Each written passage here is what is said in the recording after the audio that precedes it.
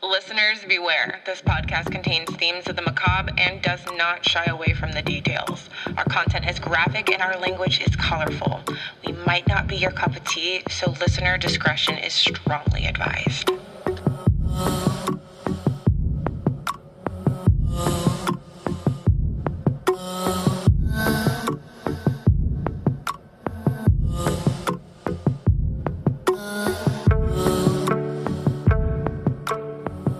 You have tuned in to The Killer Tea, a podcast hosted by two best friends with a proclivity to decipher the deeply demented minds of murderers.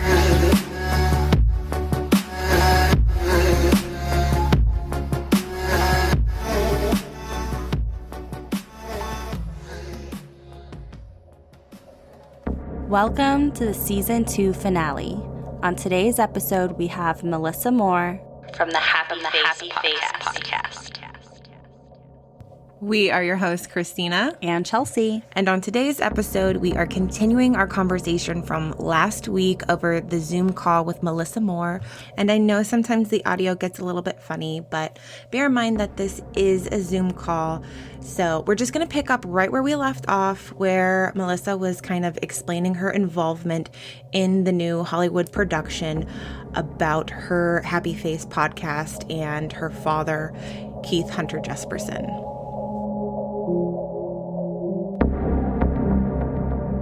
I also like that it's very female driven, and we're going to talk about my whole thing with cops, like corrupt cops and the system and basically everything involved with that. So I'm excited that the writers are not afraid to take it on, and we have I'm proud to say we have a diverse set of writers on it. We have people from all different types of backgrounds that are working on it to give perspective. I think I'm fangirling over you even more now, because what we have found when you continuously report on these women victims, there is a commonality here, and marginalized women are just forgotten, are just skipped over, are ignored. Nobody takes them seriously. It's insane. There was a case out of my hometown, Spokane, where a woman checklist of all the things you should do, right? Like you file the restraining order, and she did the exchanges in public places of the kids with her crazy ex, and then he ends up killing her, and she knew like he was going to kill her, and she tried to do everything to avoid the situation. But like, I mean, if you go down the checklist of what people say you're supposed to do, protect yourself, she did every single thing. And I think that's a case. I wish I had her name in my mind right now, but just in that sense, like how many homicide cases there are. I mean, we have over 200,000 unsolved cases in general of murder homicide cases in the United States. And then we have the plethora of rape kits that are not, I mean, like we could go on and on about the injustices of women in crime. I'm so looking forward to this. Victims, but yeah, I could totally understand when you start down. It makes me angry, right? Can we just get pissed off right now? Like, We're 2 seasons deep in this now, and it is screaming in almost every case that we come up with. 4 women are killed every single day by their intimate partner. The prostitutes, if they receive any sort of justice whatsoever, they have to fight tooth and nail to even get taken seriously. And it's mind-blowing, because these are human beings and they're just discarded. So I'm stoked to hear more and to see more of this Happy Face. Yeah, I think that's why I'm really excited about this series, because in most of the series that are out there that are scripted are from a male perspective, like Mindhunter or any of the, like most Prodigal Son, they're all covering it from a male perspective, and this is heavily female driven, and I'm super excited about that. So if anything, like that's my pride. Like, I hope it's super successful. There's talks about different people being involved that I would be honored to have involved. I mean, I don't know about you, but I'm a big fan of Big Little Lies. Just the art direction of how they did that with Reese Witherspoon. And like clap to Reese Witherspoon, because she has been an amazing woman to emulate in the TV business. She is a book lover who options the rights to these books and produces the shows herself. Like, That's insane. Incredible. So yeah, she's one of my role models for sure. So given that you guys are doing the TV adaptation for Happy Face, what does that mean for the podcast? Are you guys going to be doing a season 3? There's not going to be season 3, sadly. Oh. I'm sad. Like I had submitted a story that I wanted for season 3, a case that I wanted to do, but unfortunately there's so many amazing shows that are on the slate, and there's just not enough manpower to do all the shows. So iHeart let me loose. So I'm partnering probably with a different company to do a different podcast. Oh, well, I'm glad that you're doing another podcast. I'm glad that isn't wrapping up podcast for you. I think it's going to be the weekly podcast is what I have an idea of that I've been putting out there. So there's some amazing producers out there that are interested in potentially, working with me. So we'll see. I'm in that weird flux, so season 2 is fantastic. We're manifesting it for you. I think naturally it'll be what it's going to be. And I have confidence that I'll end up where I'm supposed to go, and yeah, it always works out right. Well, we love the work that you've done so far. Thank you. Speaking of adaptations, Stephen King wrote a fiction novella called A Good Marriage, and that was inspired by the infamous BTK killer. That eventually became a movie, and the BTK killer's daughter, Carrie Rawson, was furious that King even came out and said that it was inspired by Dennis Rader, and she felt like he was exploiting her father's victims. If somebody ever wanted to make a Hollywood production like that of your father, how do you think that would make you feel? They have. They Yeah. have? Oh, they have. Yeah.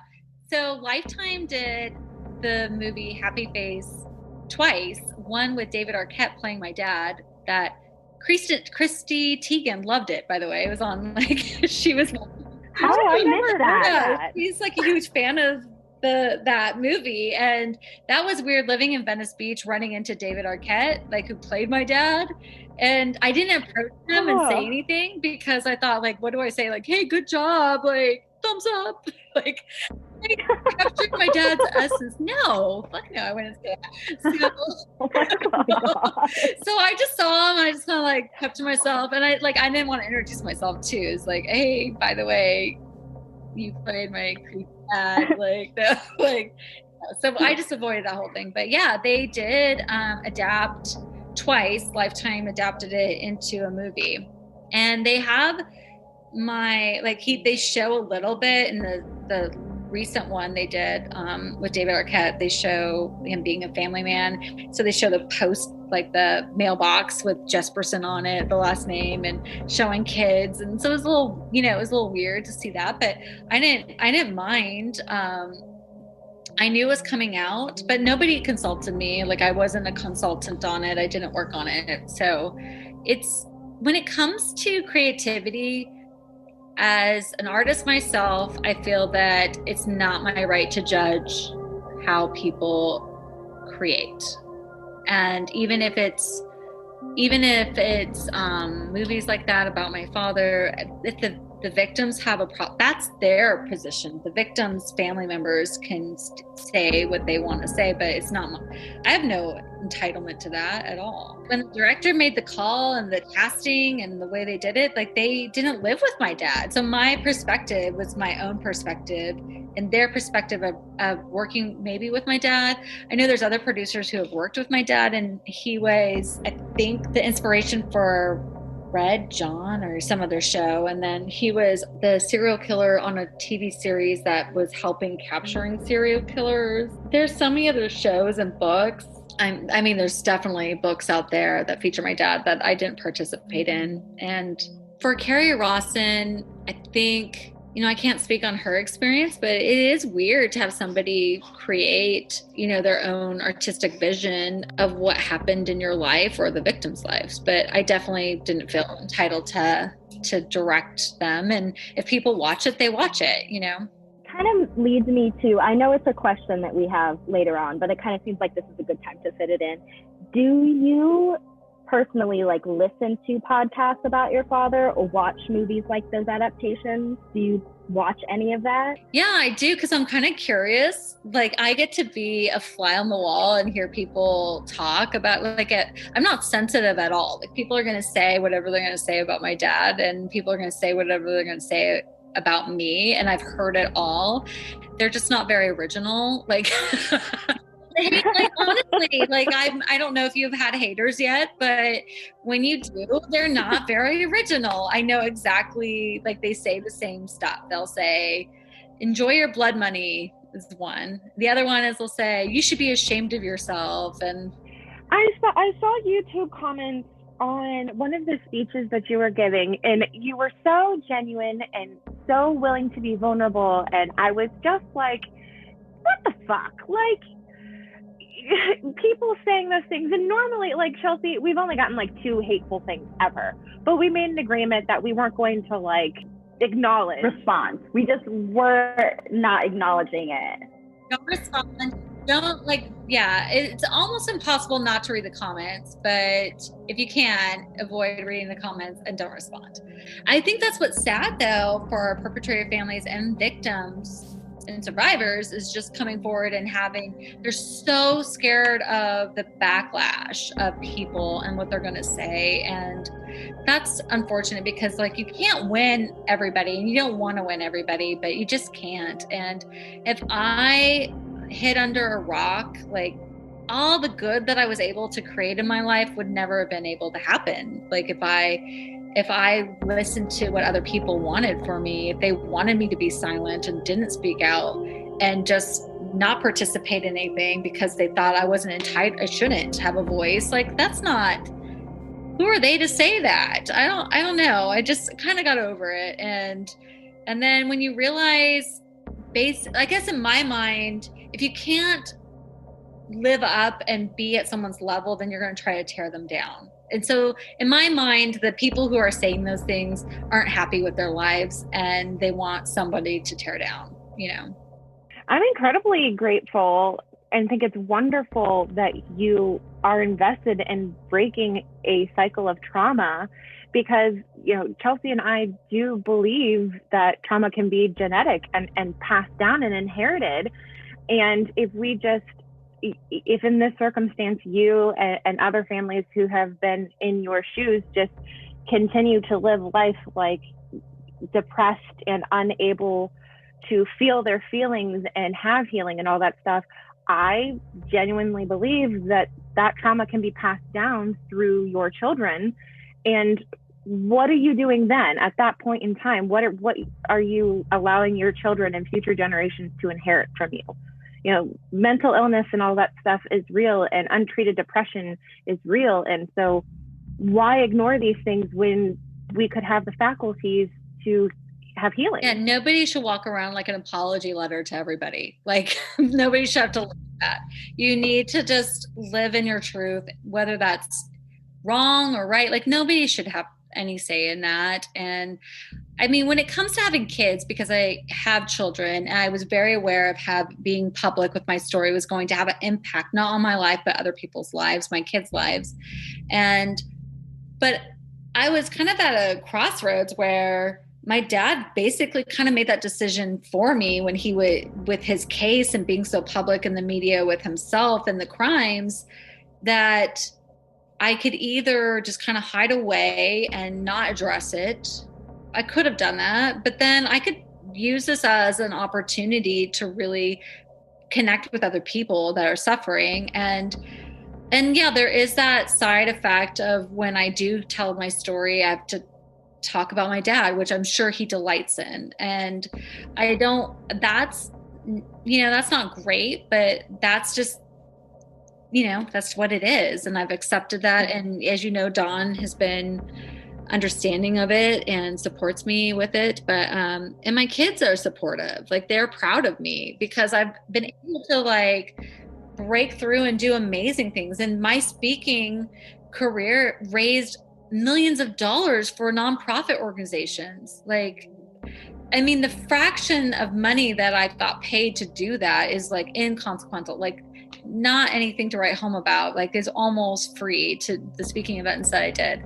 And the amount of money that it raised for these foundations is phenomenal. And I'm proud of that. You know, that's why I do it.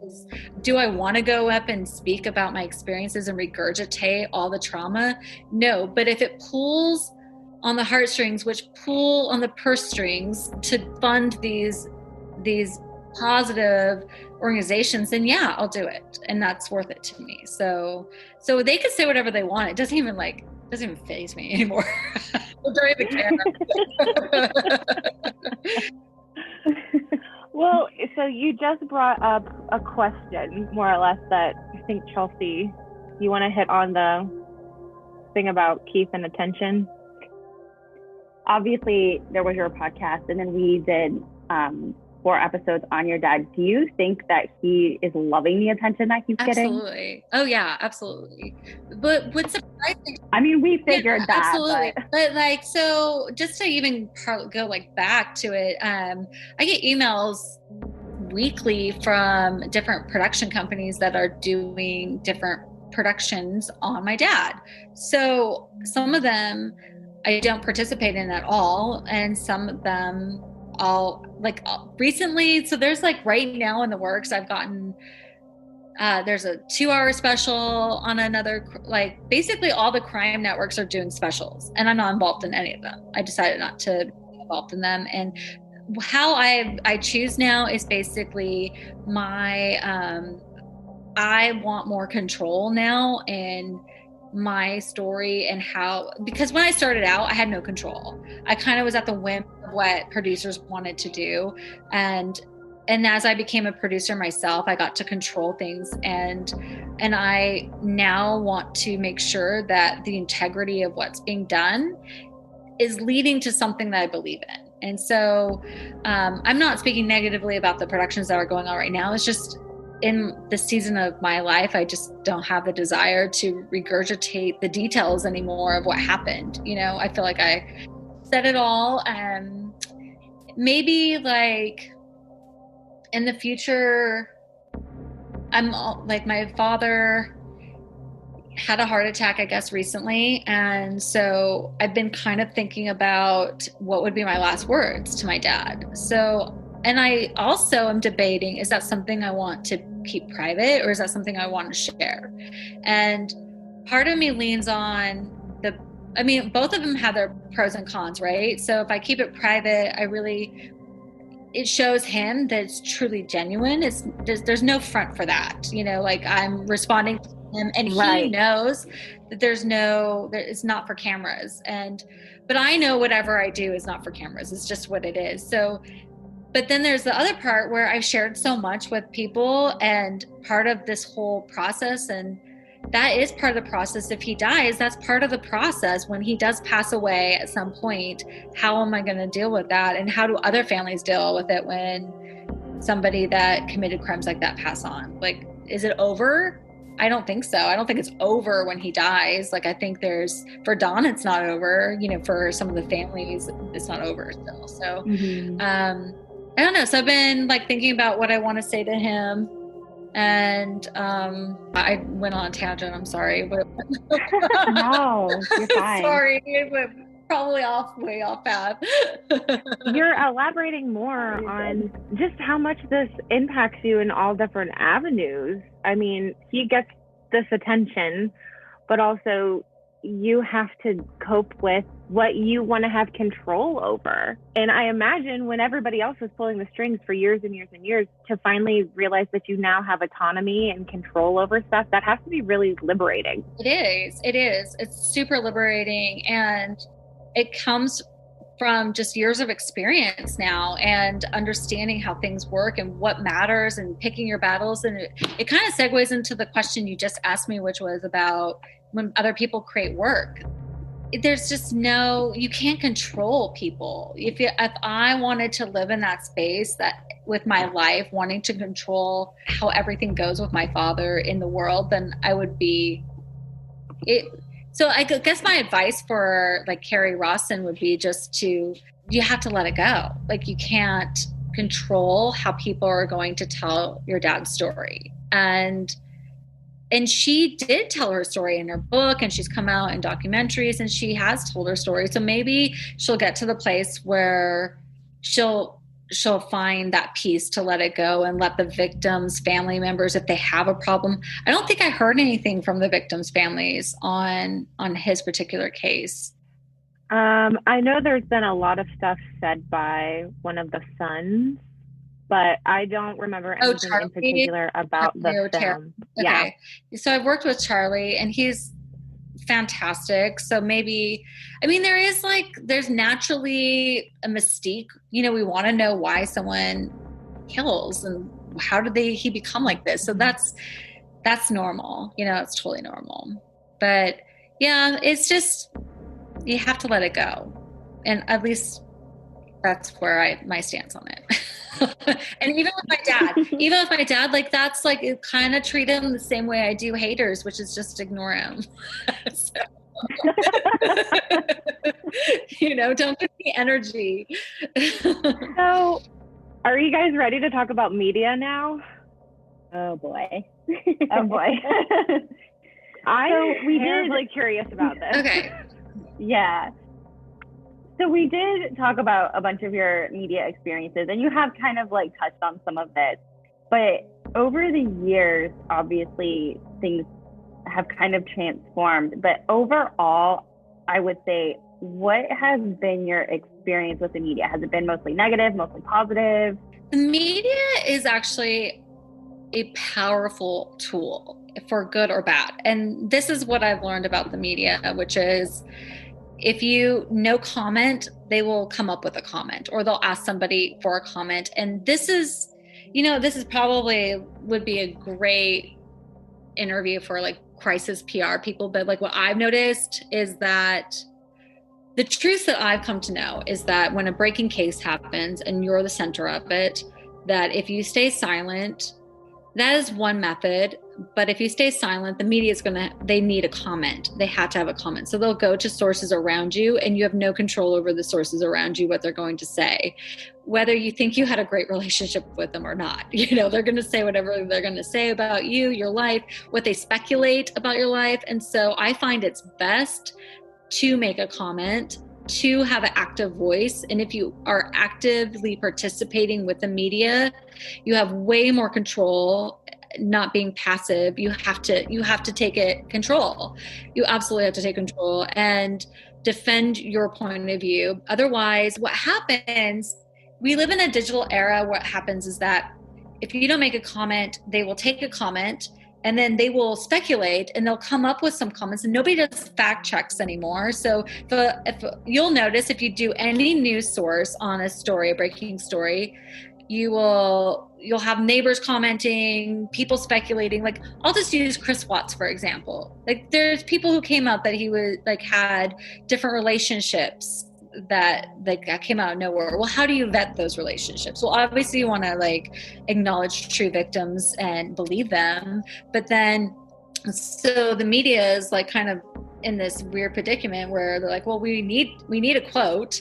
So we'll take any quote we get from anybody. And then what happens, if it makes really good views and clicks, then it gets regurgitated from all these other media sources. So it snowballs, like one like mistruth will turn into a mistruth that snowballs across like just waves, like international, and blow up and ridiculously false at the end of the day. So when it comes to family members though, and victims, it's difficult to make that first comment because of the judgment. If you're a victim, I used to think that if you're a victim survivor, that it's easier on them to come forward than it is for a perpetrator family, and I was mistaken. I've come to know I'm wrong in that, because for the victim survivor, people will judge them for like, why did you get in Ted Bundy's car? Like, why did you, like, you could have done this wrong. You like this, if you would have done this different or that different, you wouldn't have been a victim. Like, if you would have locked your door, locked your window, like, they have all this list for victims. And like we were going into earlier with women, like you can't appease everybody. Like, you are a survivor, and yet they're going to tell you how you did it wrong, like how you survived wrong. So there's that. And then for the perpetrator side, they're going to ask, like, how did you not know? And you could tell them, or they'll spin it their own way. But what I have found is that it's better to make a comment than no comment, for sure. And well, at least by making a comment, you kind of direct where the narrative's going. They don't get that chance to create their made-up stories about you. Yeah, exactly. And then you have a little bit more control of who they're talking to. Now, I've never been one on impression management. Like, that's not my game. But if you wanted to have impression management, then yeah, definitely make a comment, and then and follow through and provide sources of people who can validate your place. The media isn't bad or good. It's a tool like electricity. Like, it's just there, and you can use it in a positive way, or you could burn yourself, or you could light your house. Like, it's just there. Like, yeah. So I see it as like a tool. That's all it is a tool. And when they talk about like propaganda or anything with the media, like false stories, it's more about them just going to the wrong people for sources versus because nobody's speaking or something like that, normally. But, and then that's a whole nother, like, we can go in the weeds with that of like fake news, but, but when the problem, I guess the problem with the media that people say is that it's so powerful that if you have a really strong headline and a strong case, like it hits all the marks of interest for the public, it's going to stay in the public eye, and it's a machine you have to feed with more information. So whether you feed that machine with people that are willing to come forward and give truth, then that's the more, I mean, like, I would say like a great example of doing it right would be Beth Holloway. She used the media to keep attention on her daughter always, and she never backed down. And then another way of how it's been powerful in the media is Casey Anthony not speaking. Like, look at, like, they ran out of corners to like uncover to try to get a story from her. I think one New York Times reporter got a story from her, but that was kind of covert how they did it, but she's never spoken, and it pretty much just dried out. Well, it'll spike up once in a while when they see her like partying or something. I don't know. Like, if you were Casey Anthony and partying after your daughter's murdered, then yeah, you probably wouldn't be in the headlines anymore. But like, anyway, so that's my take on media. I think it could be a very powerful tool that as women we definitely should utilize more of, for sure. And you've had a relationship with the media now for like the majority of your life, really, because if you found out about all this stuff when you were 15, when was your first like interaction with national news? My first, so with international news, like my dad was on the news. I wasn't I was a teenager, not participating in the news. But then my first interaction with TV was the Dr. Phil show in 2008. So that happened when that's a weird story. So like, what happened there is that my daughter she was a little girl in kindergarten and was studying family trees and realized that there was a missing gap on grandfather on maternal side, and so she wanted to know who's that person.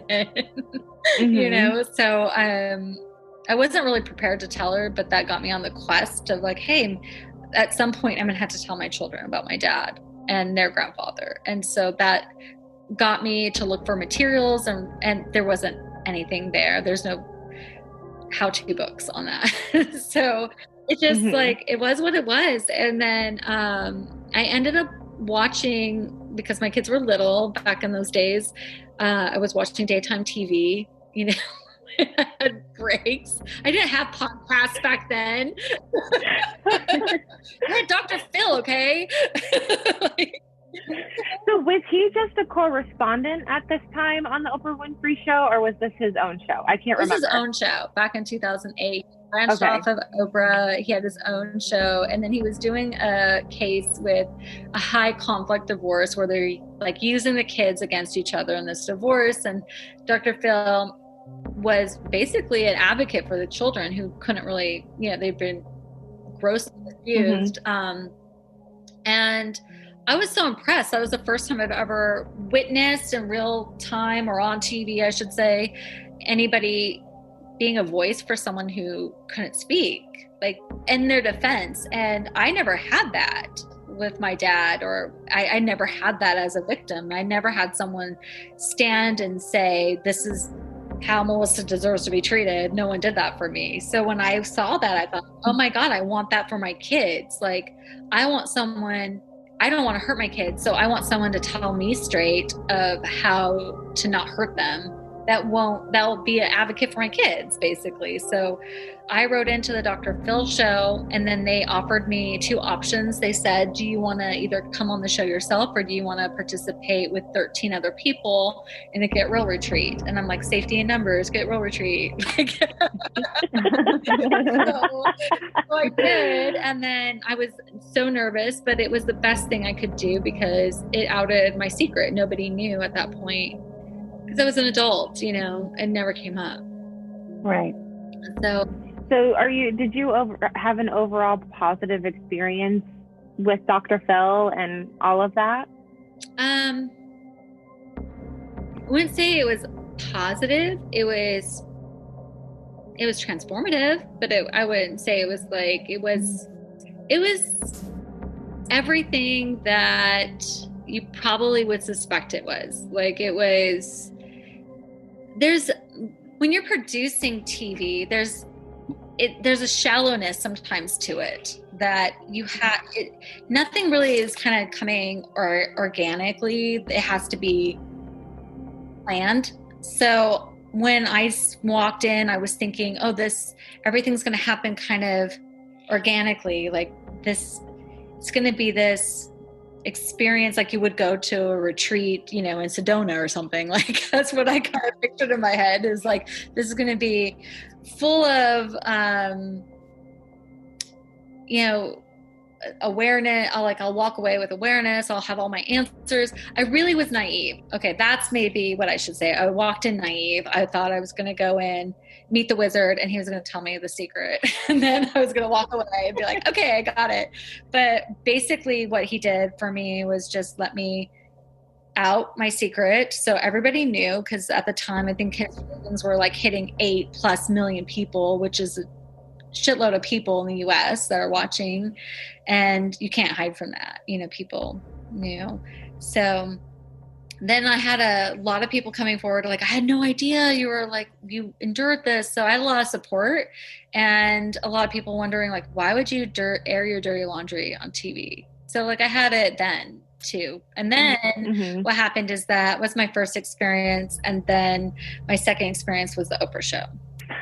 I've watched the interview where he is coming to you as a psychologist, and he makes a comment that stuck out to Chelsea and I, and we wanted to know how you felt about it. He says to you that your dad never had an altruistic experience with you your entire life. And we have all three said the same thing, reading the books, listening to the podcast, watching the TV and interviews. And we all read the book by Jack Olson. We didn't feel that way. And I wondered what he said felt true to you, or if you disagreed with him. I disagreed with him. I think like it's easy for people to just kind of pigeonhole, like, this is what it's supposed to be, so that's what it is. And it made he didn't walk in my shoes. He didn't experience it. He was purely coming from a cerebral point of view, like textbook, I think. And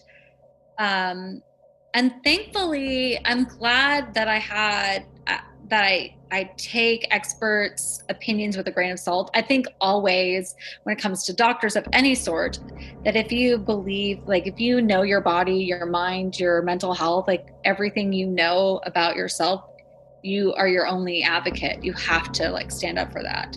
And in my case with my dad, I had a lot of people say like, oh, they diagnosed him with all these different things. Like, it's insane. When I've gone to therapy, the therapist, when I explain to a therapist who my father is, they're like, oh, well, then what bothers me is that they'll try to diagnose me based off of my father. And that is not okay. That's like, you can't do that on a first meeting. So I think that that's like a whole nother conversation too, just about mental health and the families, like what they're up against, because there's, and it's sad. I don't think there's a lot of research out there. And so people just make these associations without really diving into the whole case, not just hearing a fact and saying, okay, well, I'm now going to classify you as this or that. So so I had one psychologist that I went to, just met him, just my first hour with them, explain, because you have to give your case, your background, right? All of your information of your family background. So I'm very forthcoming. I say what happened. And then I had a psychologist say, okay, so your dad was bipolar, you're bipolar. I have never had bipolar symptoms ever had bipolar symptoms. And oh my God, that's horrifying. Yeah, well, that is like part of the reason why family members of perpetrators or victims don't even go seek help, is that there's misinformation. There's fabulous counselors and therapists out there. It's just, you have to go find one. You need to do your research to find one that's a good match, and that you have to have some awareness too of what you need, like what kind of treatment you need, So. And Chelsea, it sounds like you studied it, so you know. So it gets me right in my grumblies. You have some thoughts about that. Yeah. I have a lot of thoughts about that. So I started college, this is a quick segue. I started college as a nursing student, and I'd always liked psychology. I'd always been in the medical field and enjoyed it. And I took my first college psychology class, and I was like, oh, well, maybe I want to go into nursing and be a psych nurse because I love psychology. Mm-hmm. Well, things happened. I realized nursing wasn't my calling. And so then I thought, well, maybe I'll be a psychologist, but I don't really want to go to school for 12 years. So maybe I won't be a psychologist. And then I kind of changed my major a couple times. And after 3 years of bouncing around, I ended up going back to psychology anyway, just 3 years later, and ended up getting my undergrad, and then started counseling psychology, my master's degree. And then I got pregnant with my son, and my 9-month pregnant brain couldn't cope with master's degree level stuff. So I was like, oh, I'll take a year off. Well, my son's going to be 4 next month, and I never went back. So I'm doing really great. Ended up starting my own business, and I utilize my psychology. But with our podcast, I really get to go back into looking at the things. And it has made me think, okay, maybe when all my kids are in school, I will go back and actually finish my master's degree, maybe get my doctorate. It might not be too late for me. And so when I hear people talk about psychologists that would do that, like, oh, your dad's bipolar, so you're bipolar. Oh, it makes me so angry. It makes me boil with rage. But what's so crazy for me is that I'm thankful that I had the self-awareness to know that he was wrong. What if I believed it? Right. It could have done way more damage. With some of the clients that I have that are writing books, therapy is a big hot button for them that comes up. It's just, when you deal with trauma, it's a whole nother gamut of issues, and it brings out the quotes, you're crazy, or there's a million things, but I'm just grateful that I found a different therapist. Yeah.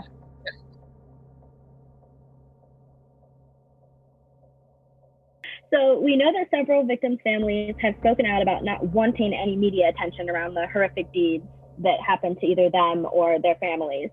Obviously, this is a very controversial topic, and So what is the biggest difference between the media work that you do and the works of fiction based on serial killers, like the novel that Christina mentioned Stephen King wrote? Like, what do you mean? Like the harm of it, or like exploiting the victim's experience, or? Yeah, a little bit of all of those things, because like you have some victims who are just like, no, we shouldn't be giving these people any limelight whatsoever. And then others who are like, this does serve a purpose. Yeah, it's a double-edged sword. I'll just never forget, I told you earlier about, Tanya Beasley, and Nick Kern was the son of one of her dad's victims who was on Monster on My Family. And he ended up doing Nick ended up filming with me for Monster, and then he ended up filming with me for Crime Watch Daily. I did another piece with Tanya and Nick. And here's the hard part of working in the media is that with the show that I was working on, we select crime scene photos. And sometimes things are moving so fast in production that you don't get to oversee all the details, the micro, you just will look at the macro. And so I was not really attached to the micro, and it was a learning lesson for me, because what happened is it went to air on Crime Watch Daily, and I got a Facebook message from Nick saying, "You fucking bitch." And I was like, what? Like, oh my God, like, what did I do? He's like, they showed a picture of my dad's foot from the grave wearing the shoes that I bought him. And it obviously caused him a lot of pain. I remember him telling me that story about his dad, that his dad was really poor.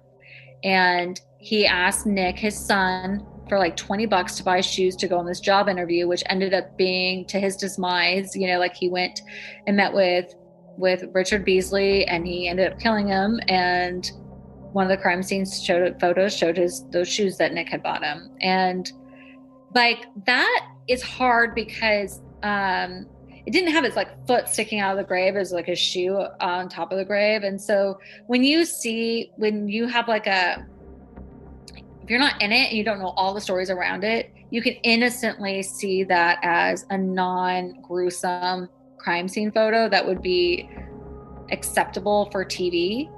But knowing the story behind it, how traumatizing it was to the victim,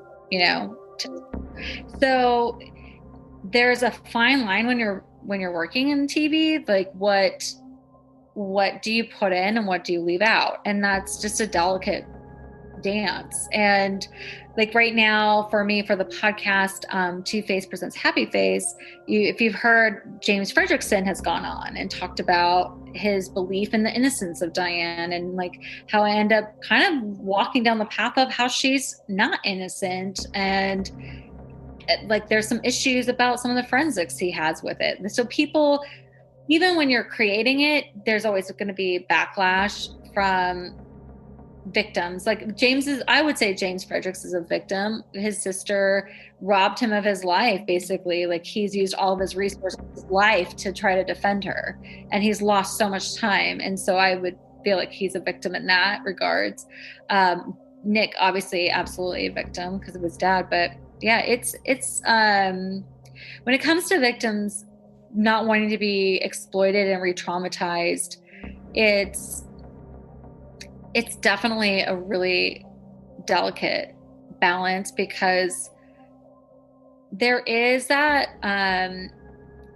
you can't really tell a story without, you can't really understand a story without all the details. And like, as much as you would want to exclude, it's not truthful then. So that's what we have to ask ourselves, is like, well, if I omit this one detail, that changes the whole story. It could change the whole story, So the facts in these crime scenes are, some of it's so premeditative, that if you omit it, it can give a different perspective, So if we're doing documentaries and we're telling true stories or trying to tell true stories, then we have an obligation to tell the truth. And if you decide to omit, then that's just, it's a delicate balance. You have to decide, like, is it going to change the story, change the perspective, or, you know, there's so many, that's a whole thing too in itself, you know? So how do you feel about the fandoms and the fan bases around serial killers? We'll start light and then we'll build into more weirdo. Oh, there's different levels. So I feel like I've covered a lot of murderabilia and like people obsessed with like the buying hair and pubic hair and spit and shit from like inmates and getting their letters. Like this, I think it's all personal for me. I think what's creepy is when you're collecting their bodily fluids. I think that's like another level. So gross. Okay, so that's gross. It's like, can we just like, okay, we all agree that's gross. Okay, cool. Yeah, and then there's the girls that date inmates, serial killers, convicted. Like that's another level. I mean, there's a range, and I would say that's at the bottom for me. And then I would say there's a spectrum of normal, and there's nothing bad about the normal fascination of serial killers. And I think honestly, we probably as women feel guilty about it, but I think it's normal to want to know how these people are wired, you know? Mm-hmm. Well, that leads like perfect into our next question is, what do you think about true crime podcasts, literature, and media like what we do? I think it's great. I think what I love about what's going on in the true crime space is what podcasts have done for the true crime space is that it's brought in some humor, which it needed. It needed some humor because it made us get real as women, what is really happening to us, because there is anger and there is so many emotions around it that this provides a safe space to really say what the fuck in our own humor, you know, like it's such a great perspective. It really is. I think it's a feminist way of dealing with the horrific nature of our lives. And there's a quote that I'm going to give you the source when I can find it, but you know, men's greatest fear is that they'll be laughed at. Women's greatest fear is that they'll be killed. So yeah, I feel like the podcast this is really a forum for women to talk about protecting ourselves and changing the laws and solving, like, I love that crimes are now being solved by the general public because of their pure focus and intention and drive. So, I mean, this is all a good thing. I think it's absolutely fabulous, you know. Case in point, don't fuck with cats. That was a wild ride. Yeah, that was crazy. So how do you deal with not happy face podcast fans, but like happy face fans? What? Oh, the ones that love my dad and hate me. Yeah, we don't have a relationship. We don't talk. I don't care. They just live in their world. As long as they don't intrude on my safety and my children, then we're okay. We're cool. But yeah, I think it's just, it's just bizarre to me. Like if they want to have that relationship with my dad or feel there's just something. And Chelsea, you can go on you could do an episode on women that date and love serial killers. Yeah, that might be some good bonus content sometime down the road. Yeah. No, it's just like, it's just bizarre to me. I don't understand it. I can't wrap my head around it. I've had like emails from people. I mean, I could show you on my Facebook all the blocked women that are just like wanting to send messages to me from my dad or like weird statements. And then some of the emails I get are like Dahmer's girlfriend or like, I don't know. It's weird. So yeah, it's just weird. Okay. As long as I'm safe and my kids are safe, we're good. But and they can say whatever they want to say, but as long as they don't have my address, and then we're good. Yeah. Oh my God. That is, wow. Do you have like an experience that you could share with us of a weirdo? just out of curiosity? Oh yeah, I have like a whole inbox full of them you could read. Like it's like You poor thing. No, it's insane. Like, well, it got to the point, honestly, like here's the negative side is that I love talking and being connected with other women who are passionate about true crime and solving crimes and listening to victims and like the whole thing. But what's hard is like, how do you get to that positive connection without seeing all the negative? Mm-hmm. So I honestly ended up hiring on a third-party network for an assistant to come and clean my inboxes out. Hey, that's what Chelsea does. That's what I do for a living. I don't want a deal. I'm just like, let me know, like save the good things, delete the negative. So she reads all the hate mail and deletes. And I'm like, obviously if there's that threat, like let me know. But otherwise, so I source it out, like my inbox. Oh my God. I don't blame you. A whole new thing for being a virtual assistant. Now we know. Yeah, I need to advertise that as part of my business services, that I will delete your hate mail for you. I hired a virtual assistant. She handles my calendar and my hate mail and my social media inboxes. So it's great. Wow. Yeah. That's crazy. I never would have thought of that because I am a virtual assistant. Like that's my business, is what I do. And I work primarily like with bloggers and business coaches, but I never would have thought of, wow. So I actually came up with an idea. I came up with, I'm part of this like mastermind group of entrepreneurs because I own my own business too, like a consultant on writing books and so forth, and media consultant. And so I needed an assistant to help me. But I was running into these dilemmas that I was avoiding Facebook, I was avoiding Instagram, and realized like, okay, so I posted it in the mastermind group of all these women entrepreneurs and like, ladies, what do I do? Like I have dick pics and hate mail. What do I do? And they're like, and they're like, hire it out. Like have someone clean out your inbox. And I'm like, okay. So then I was like, all right, I guess it's time to hire a virtual assistant. And I did, and best decision ever. And I like, you don't want to put that in your job title. Like, can you clean out the dick pics in my inbox? But Chelsea, that might be a bullet point that you could put in there. Yeah. Oh my God, that's hilarious. These are not problems that I think of people having, and now like you're making it glaringly obvious that dick pics can be a real serious problem if you have any platform. Oh yeah, any platform. And then like it's international dick pics, like so we. I mean, you can always take my experience from when I was doing online dating. I would get a dick pic sent to me, and I would send a dick pic back. I was like, I thought this is what we were doing. We were exchanging pictures. Just make a collage and return it. Get something bigger back.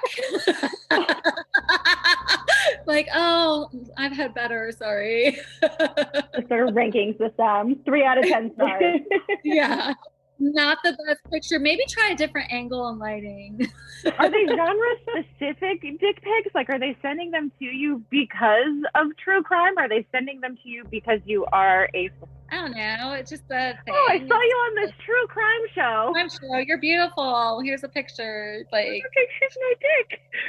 Yeah. Oh my God. Yeah, it's a thing. So something I thought we were going to cover today, but boy, am I glad we did. Oh, Melissa, you have answered so many questions, more questions than I think we could have ever hoped for. I mean, this whole experience, just like, thank you so much. I mean, especially because you literally could have had our asses over those photos. And I'm so sorry. I don't know what we were thinking. We just thought they were part of the public domain. And you know, it was one of those things where you get so used to seeing them because everybody else is doing all these podcasts that you don't even realize, you know, there's another human on the end of this. And then when we got that message, for lack of a better expression, we kind of shit ourselves. We did. Totally. 100%. Group chat was blowing up like, holy shit. What the fuck did we do? Oh my God. What the fuck did we do?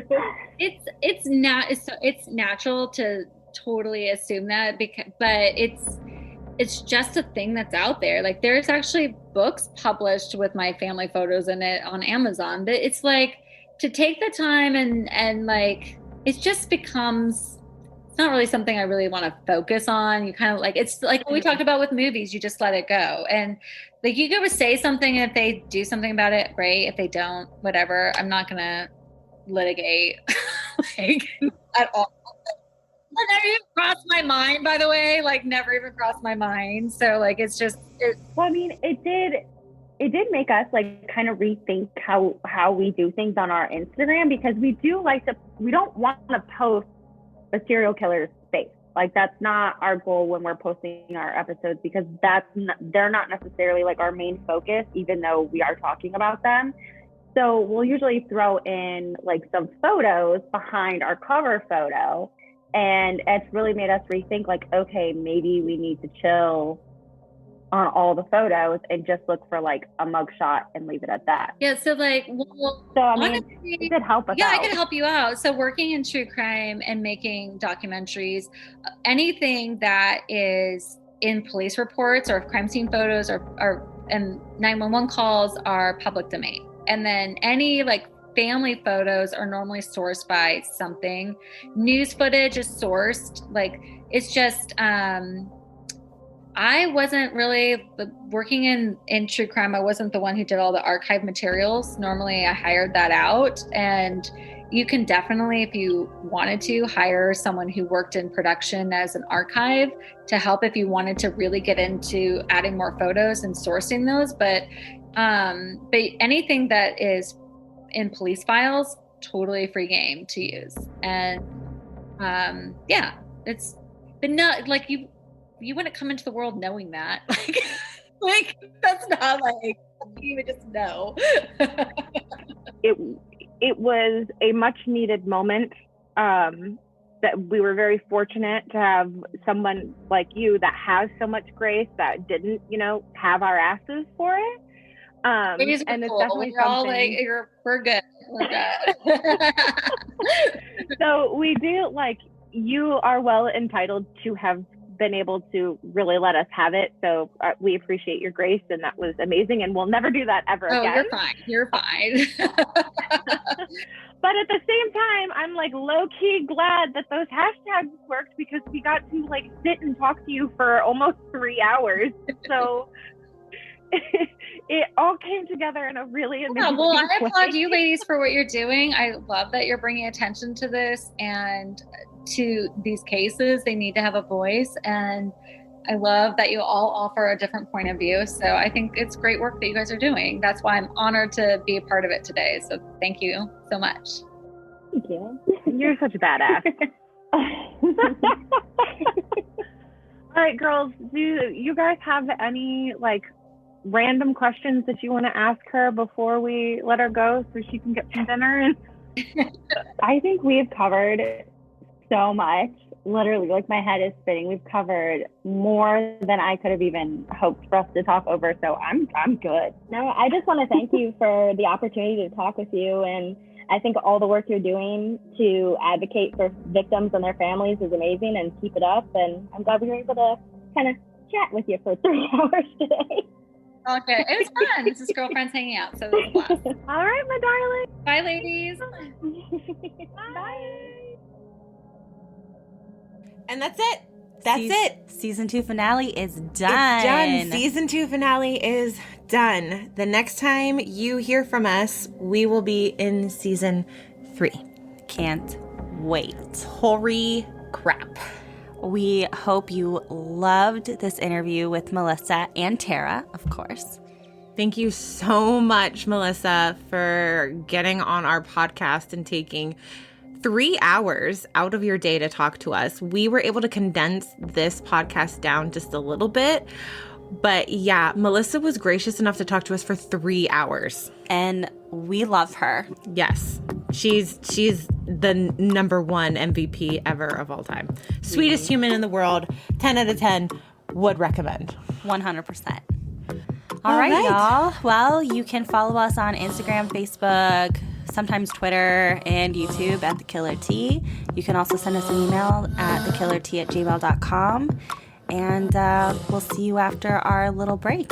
Yep. Oh, and we're sending you a bonus episode just for fun. So keep your ears peeled for that one. All right, y'all. Until next time. Bye. Bye.